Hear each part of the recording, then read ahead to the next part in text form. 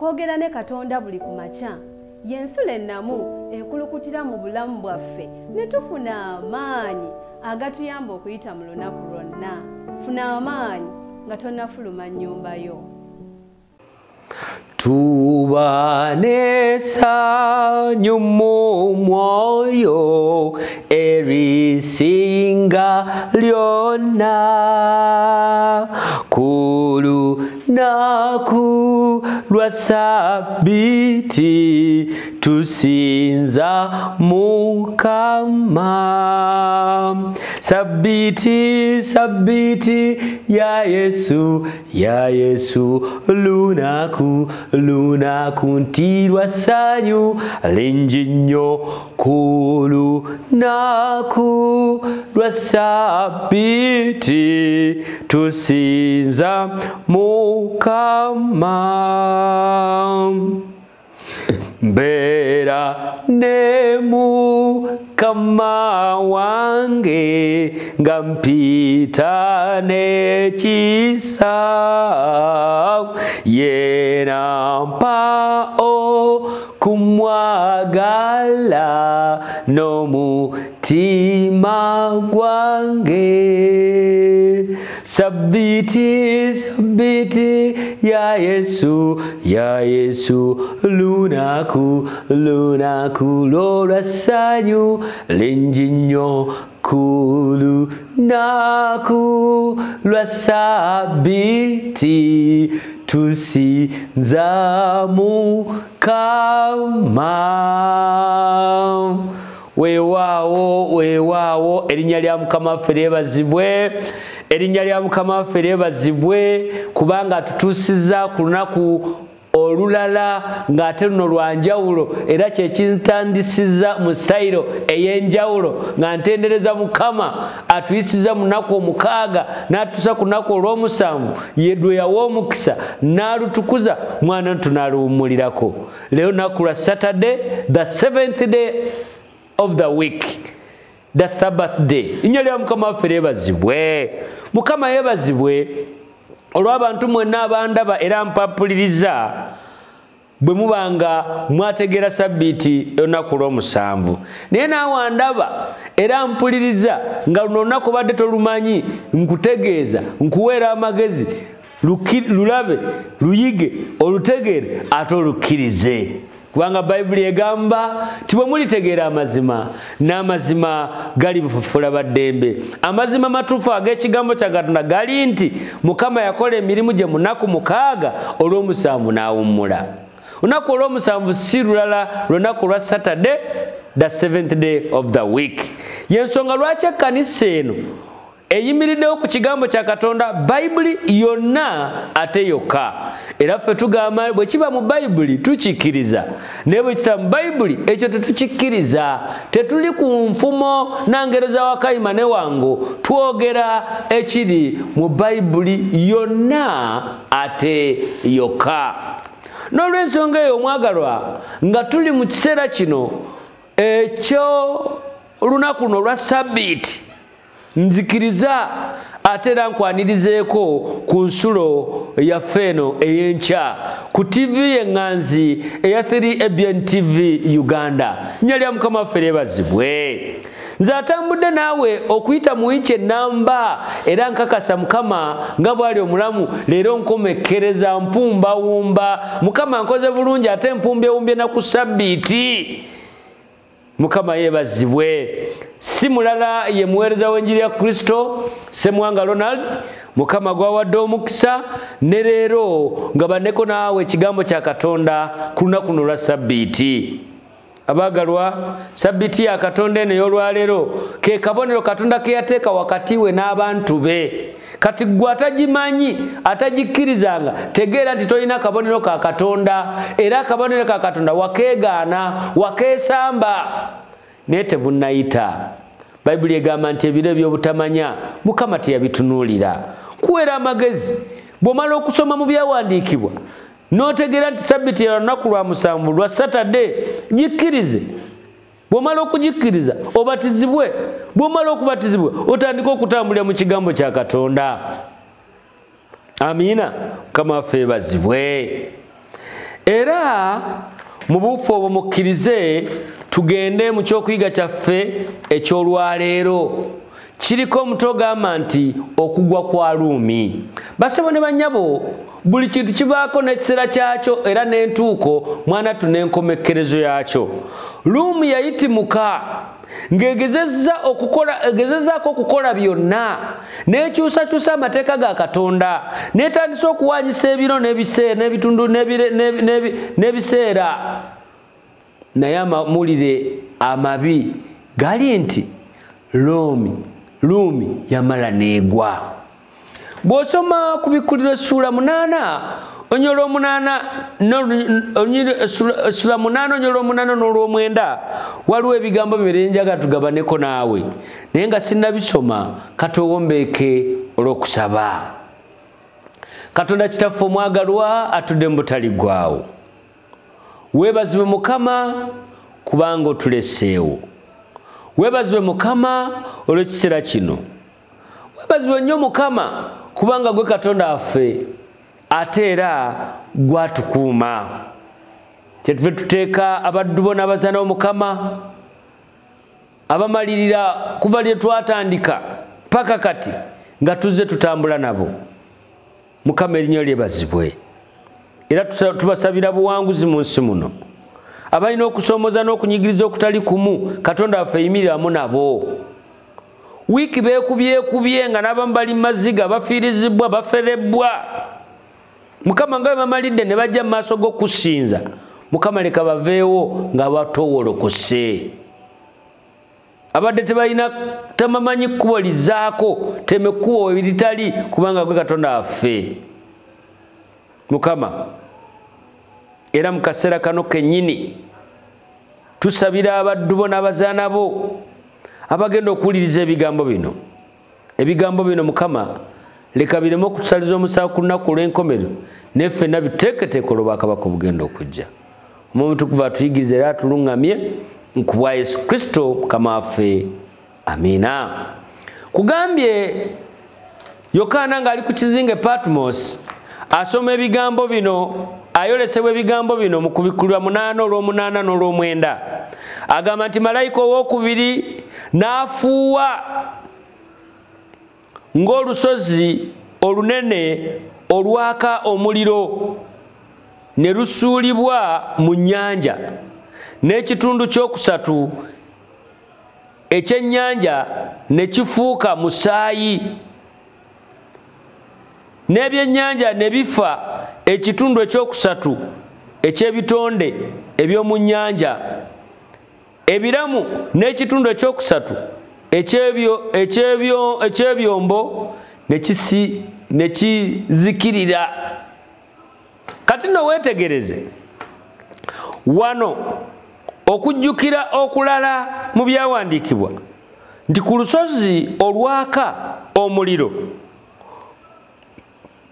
okutegeeza yo mu ndagaano enkadde, Katonda ayogera ku Babulooni ow'edda nti laba ndi mulabe wo, ayi olusozi oluzikiriza era oluzikiriza ensi zonna, era ndikugolokokerako omukono gwange, n'enkuyiringisiza okuva ku mayinja, era ndikufuula olusozi olwajja. Ebigambo bisobola okubisanga mu Yeremiya essula 51 onyolo 25. Bwe weetegereza mu kunoonyereza ekigambo ensozi mu Bayibuli zisobola okutegeeza obwakabaka. Ensozi nabagambye nti mu Kubikkulwa tusoma bifaananyi oba bubonero naye nga buli kimu kirina kye kitegeeza. Kati ensozi kitegeeza bwakabaka. Ndowooza kitegerekese bulungi. Agamba nti akagombe akookubiri kagoberera nkola ey'ebyafaayo by'ekkanisa omusanvu. Ekkanisa omusanvu ozijjukira ze twayigako emabega omwali Efeso, Perugamu, Sunamu nesemberayo ddala eyitibwa Laodikia. Agamba nti akagombe akokubiri kagoberera nkola ey'ebyafaayo eby'ekkanisa omusanvu n'obubonero era kalaga omusango ku Ruumi enkafiiri. Ekibuga Peetero kyayogerako nnyo nga Babulooni egenda okugwa bw'osoma Peetero ekisooka essula 5:13. Mwanattu Katonda kye yakola Babulooni mu ndagaano enkadde nakyo kyatuuka ne ku Ruumi enkafiiri nga tolina weeyahula Babulooni na bukafiiri, obukafiiri ne bweriisa enkuuli. Era amazzi agalabiddwako mu kyawandiikibwa kyaffe mu bunnabbi bwa Bayibuli, amazzi go gategeeza bantu oba gategeeza ebibiina ebinene oba gategeeza amawanga oba n'ennimi. Ebigambo ebyo osobola okubisanga mu Kubikkula essula 17:15. Bwe weetegereza ensonga eno, ekibuga kino kyamala ne kigwa mu nnyanja nga bwe twalaba, era nga bwe kiyinza okugambibwa mu ngeri nti kyagabanyizibwamu amawanga n'abantu abali mu kitundu ekyo, nga Babulooni bwe yasuula Yerusaalemi n'oluvannyuma Katonda n'akibonereza, ne Ruumi nakyo mwanattu ekyasuula Yerusaalemi kyabonerezebwa. Ebyo bye byali bisinga, kaakano nabyo bye byali birina okukungula. Njagala okubategeeza nga tuli mu lugendo luno olw'okukkiriza, tetwerabira nti omuntu kyosiga kyokungula. Bwe tukugamba okukkiriza Katonda n'olemerako gw'okola by'oyagala, amakungula gye gali. Buli bw'okkiriza Katonda olina amakungula g'ofuna, naye era ne bw'ogaana Katonda era tosobola kubeera nampawengwa. Mu by'okukkiriza gwe totulagamba nti ewa Katonda siriiyo ate newa Setaani siriiyo. Tosobola either obeera owa Katonda oba n'obeera ddala wani owa Setaani. Tuteekwa okumalirira nga totutunulidde muntu mulala yenna. Bayibuli egamba nga tutunulira Yesu Kristo omukulu w'okukkiriza kwaffe era omutuukiriza waakwo. Abakristaayo abasinga tukoze ensobi nnene. Yesu tumwogerako bwogezi naye ng'ebirowoozo byaffe bimuli wala. Era kyannaku nti abamu obukristaayo bwaffe ne bwe tutandika okwogera tubwogerako bwogezi. Naye Mukama atuyambe kubanga akyatudde ku Namulonde ye. Atulindirako. Naye kyennaku ebigambo bino bijja kwogerwa nti kikoze kitya kiwedde. Ayonoona asigale ng'akyayonoona, omugwagwa asigale ng'akyali mugwagwa, kale n'omutuukirivu asigale nga mutuukirivu. Kiki ekikulobera okukkiriza Yesu Kristo okubeera omulokozi wo? Mulimu, bakyala, baami. Pawulo yafulumya statement agamba ddala kiki ekirinjawukanya ne Mukama Katonda? Kulaba nnaku, kulumwa, kulwala, kulwaza, nandi kikufiirwa oba kufa. N'agamba ddala ntegedde tewaliwo kirinjawukanya na kwagala kwa Katonda. Tuteekwa okubeera nga tumaliridde, kubanga okugwa okwa Ruumi eri sisitimu. Kati Setaani alwana bwezizingirire ng'atuuse ku mulembe gwaffe guno azikiriza abantu bangi. Kyenjagala okututegeeza kiri kimu nti Setaani amanyidde ddala bye tugenda okufuna ye bye yafiirwa. Kyova olaba alwana bwezizingire bw'aba afunye waafunidde n'akunyiga ye aba awangudde, kubanga amanya bw'omala okufa toyinayo mukisa mulala guyinza kuleetera kusonyiyibwa. Era bw'oba wakusonyiyibwa okikola kati, naye bwe gumala okuggwamu kiba kiwedde. Bawala bange bali mu Bawalabu bagamba kalasi, kiba kiwedde. N'olw'ensonga eyo gwe omulamu gwosaana okumalirira n'ogamba no ekimala kimala ngenze eri Katonda maliridde okutambula nga Katonda bw'ayagala. Nabagambye nti bino bye tuyiga mu kubikkulirwa bifaananyi kati ekigambo byennyanja kye twalabye mu lunyiriri lwaffe wano bitegeeza nabo bantu. Totabulwa nnyo mu bunnabbi bw'owuliranga ebyennyanja bisobola okutegeeza era abantu. Era nga bwe kirabika ne mu ndagaano enkadde nabbi bw'abuuza nti n'afuula abantu ng'ebyennyanja era ng'ebintu ebyewalula ebitaliiko bafuga. Ebyo tubisoma mu nabbi Kabakuuku essula 1 ennyulo 14. Then emeeri emirundi egisinga mu bunnabbi obulabanga ekigambo meeri zitera okutegeeza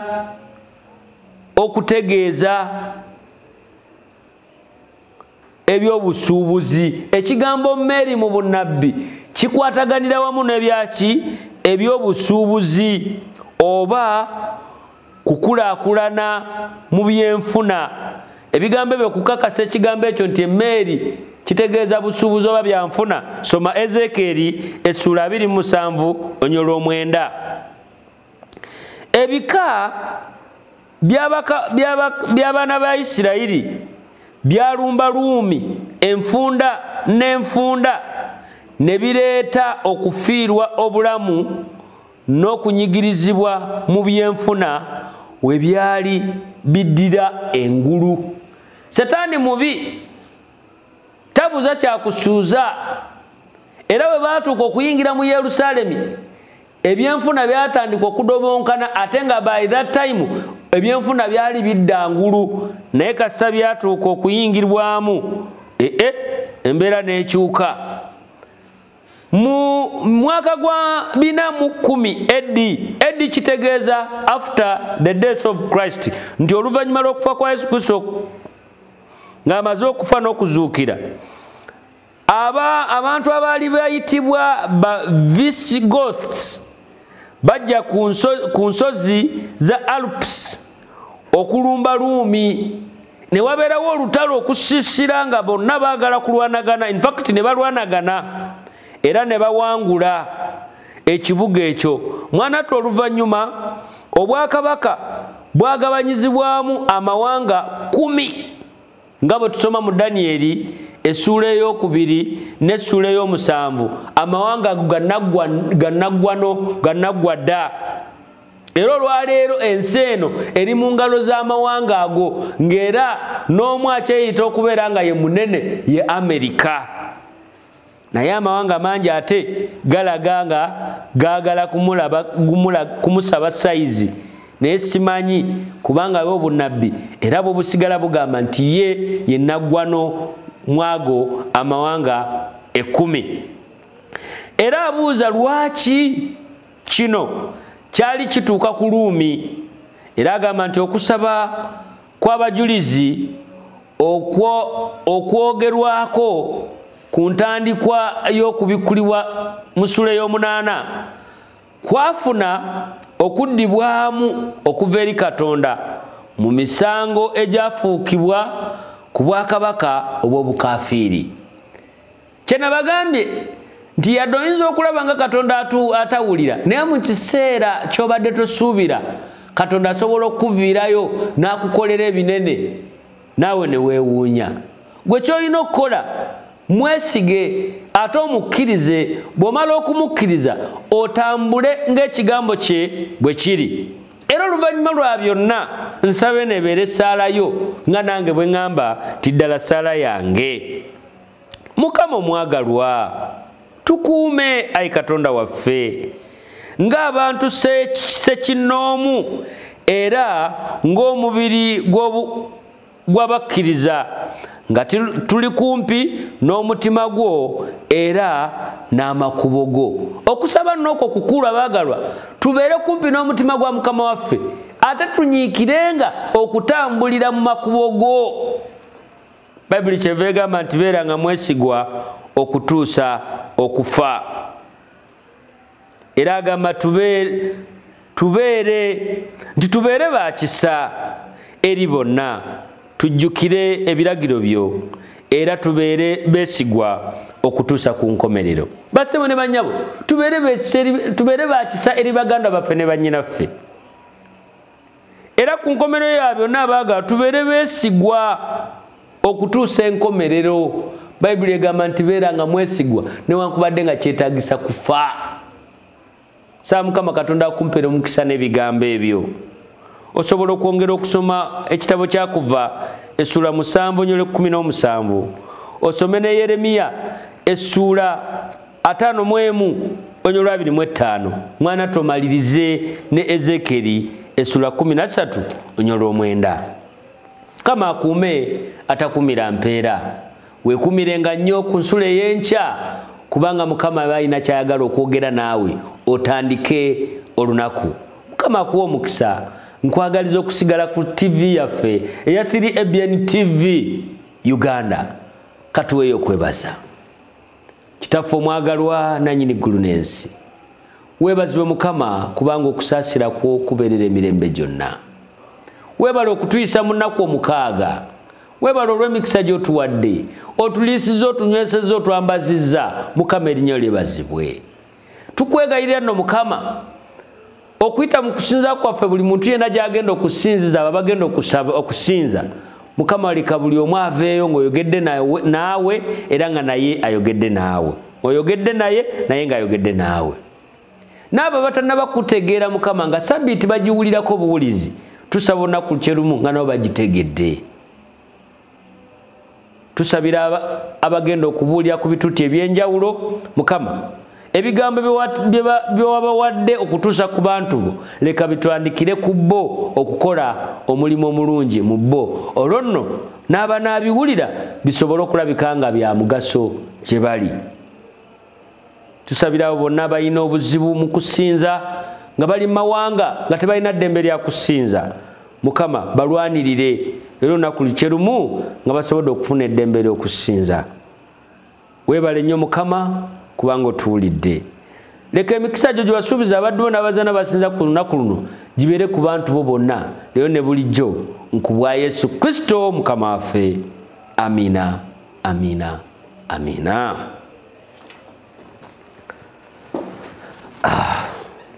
Okwogera ne Katonda buli ku makya y'ensula ennamu ekulukutira mu bulamu bwaffe ne tufuna amaanyi agatuyamba okuyita mu lunaku lwonna. Funa amaanyi nga tonnafuluma nnyumba yo.